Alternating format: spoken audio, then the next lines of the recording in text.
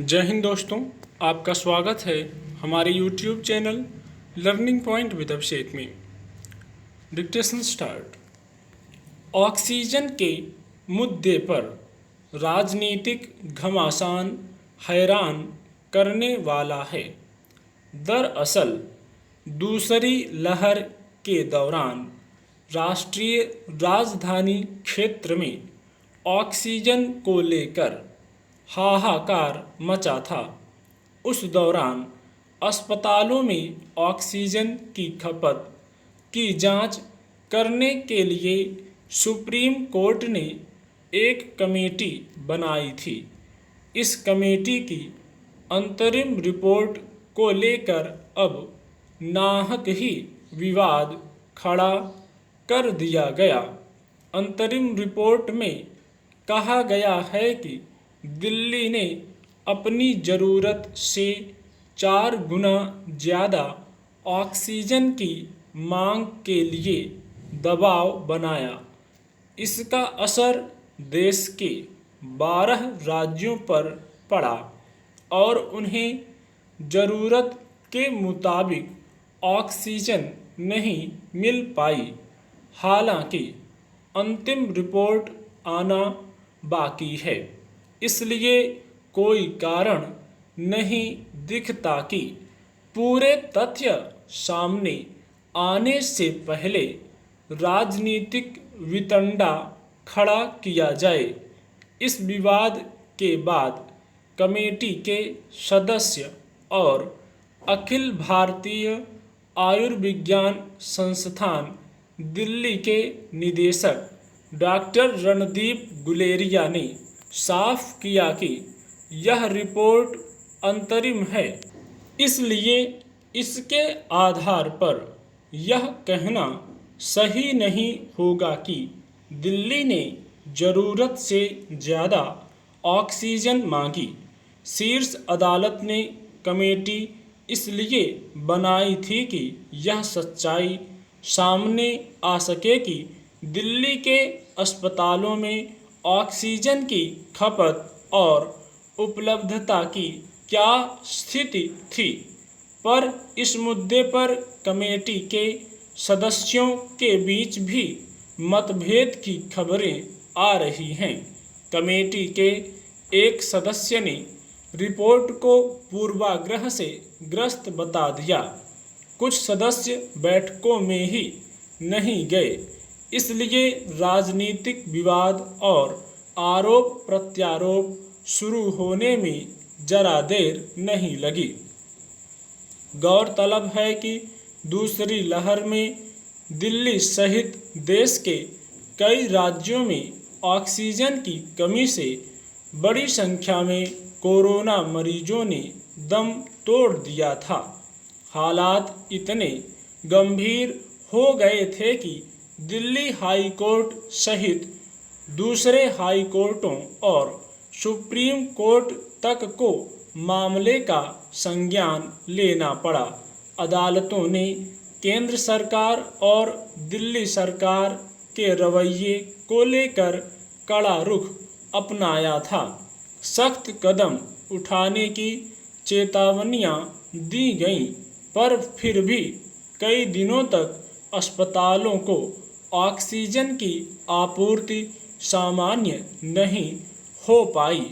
दिल्ली सरकार और दूसरी राज्य सरकारें केंद्र पर आरोप लगाती रहीं कि उन्हें उनके हिस्से की ऑक्सीजन भी नहीं दी जा रही है। केंद्र सरकार के इस रवैये पर सुप्रीम कोर्ट ने कड़ी नाराजगी जताई थी और पूछा भी था कि जिन राज्यों को ज़रूरत नहीं है वहां क्यों ज़्यादा ऑक्सीजन भेजी जा रही है। वैसे संकट के कारण और भी थे। अचानक मरीजों की संख्या में तेजी, ऑक्सीजन सिलेंडरों और टैंकरों की भारी कमी, उत्पादन का संकट आदि। लेकिन अदालतों की सख्ती से चीज़ें धीरे धीरे कुछ हद तक सामान्य भी हुईं। इस वक्त देश मुश्किल हालात से गुजर रहा है। तीसरी लहर का खतरा सर पर है, इसमें तो कोई संदेह ही नहीं कि ऑक्सीजन का मुद्दा बेहद गंभीर है। हालांकि पिछले कुछ दिनों में सरकारों ने अस्पतालों में ऑक्सीजन की उपलब्धता को लेकर कदम उठाए हैं। कमेटी की अंतरिम रिपोर्ट ने सबसे महत्वपूर्ण सुझाव यह है कि पिछले अनुभवों से सीख लेते हुए पेट्रोलियम उत्पादों की तरह ऑक्सीजन का भंडार भी रखना चाहिए। कमेटी ने ऑक्सीजन की ज़रूरत निर्धारित करने का फॉर्मूला बनाने को भी कहा है। इसलिए जोर भविष्य के संकट से निपटने की रणनीति पर होना चाहिए, न कि एक दूसरे की बखिया उधेड़ने में। दुनिया भर ने देखा कि जब लोग ऑक्सीजन के अभाव में मर रहे थे तो हमारी सरकारें अदालतों में एक दूसरे को घेरने में लगी थीं और हर संकट में अवसर तलाश रही थीं। कम से कम संकट काल में तो ऐसी प्रवृत्तियों से बचना चाहिए। नए कृषि कानूनों के विरोध में किसानों को आंदोलन करते 7 महीने हो गए। सरकार ने कई दौर की बातचीत की, मसले को सुलझाने का प्रयास किया, पर किसान अपनी मांगों पर अड़े रहे।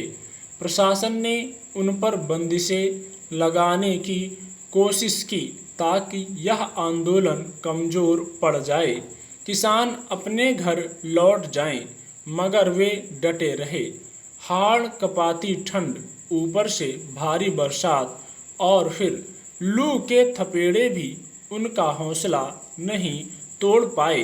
अब 7 महीने पूरे होने पर संयुक्त किसान मोर्चा ने एक बार फिर अपना दम दिखाया और दिल्ली उत्तर प्रदेश की गाजीपुर सीमा पर भारी संख्या में किसान ट्रैक्टर लेकर पहुंच गए। पूरे देश में राजभवन के घेराव का प्रयास किया गया। किसान मोर्चा ने ऐलान किया है कि अब वह हर महीने की 26 तारीख को इसी तरह ट्रैक्टर रैली निकालेगा। उधर केंद्रीय कृषि मंत्री ने फिर दोहराया है कि सरकार किसानों से बातचीत के लिए तैयार है। वह किसानों की तरफ से आने वाले प्रस्ताव का इंतजार कर रही है। फिर उन्होंने यह भी साफ किया कि सरकार कानून किसी भी रूप में वापस नहीं लेगी। उनसे संबंधित किसानों के ऐतराज़ पर जरूर विचार कर सकती है। यानी सरकार यह तो दिखाना चाहती है कि वह बातचीत के पक्ष में है, मगर किसानों की मांग पर विचार करने को तैयार नहीं है। इस तरह तो बातचीत कभी संभव नहीं होगी। सरकार और किसानों के बीच जो आखिरी बातचीत हुई थी, उसमें सरकार ने कुछ तल्ख अंदाज में कह दिया था कि कानून वापस लेने का कोई सवाल ही नहीं उठता, और फिर बातचीत एकदम से खत्म कर दी गई थी। किसी भी मुद्दे पर बातचीत एक तरफा शर्तों पर कभी संभव नहीं होती। सरकार का रुख शुरू से कड़ा ही नजर आया है, तो किसान भी किसी तरह झुकने को तैयार नहीं हैं। ऐसे आंदोलनों में सरकार से अपेक्षा की जाती है कि वह या तो कुछ झुककर मांगों को मान ले या फिर अपने पक्ष में आंदोलनकारियों को संतुष्ट करे। अगर सचमुच तीनों नए कृषि कानूनों से किसानों को लाभ मिलने वाला है और खेती किसानी की दशा सुधरने वाली है, तो सरकार को पूरे तर्क के साथ इन्हें लेकर किसानों में फैले भ्रमों का निवारण करने का प्रयास करना चाहिए। मगर सरकार ने ऐसा न करके अनेक मौक़ों पर आंदोलन में फूट डालने और दमन के जरिए उसे दबाने का प्रयास ही अधिक करती दिखी। सरकार के रुख को देखते हुए स्वाभाविक ही सवाल उठते रहे हैं कि आखिर वह इसे लेकर इस तरह जिद पर क्यों अड़ी हुई है, जबकि गैर भाजपा शासित राज्यों की सरकारों ने साफ कर दिया है कि वे अपने यहाँ इन कानूनों को नहीं लागू करेंगी। तमाम विपक्षी दल भी इन कानूनों के विरोध में संसद में बोल चुके हैं, पर सरकार ने जैसे इन कानूनों को अपनी मूंछ का सवाल बना लिया है, उसके अड़ियलपन का नतीजा यह है कि किसान तमाम भाजपा शासित राज्यों में सरकारों को चुनौती दे रहे हैं। विधानसभा चुनावों में पहुंचकर मतदाताओं को भाजपा के विरोध में मतदान करने का आह्वान कर रहे हैं। संयुक्त किसान मोर्चा तो यहां तक ऐलान कर चुका है कि किसान अगले आम चुनाव तक इसी तरह प्रदर्शन करते रहेंगे। सरकार को अब इस आंदोलन को गंभीरता से लेने और किसानों के साथ साफ मन से बैठकर बातचीत करने की जरूरत है। स्टॉप।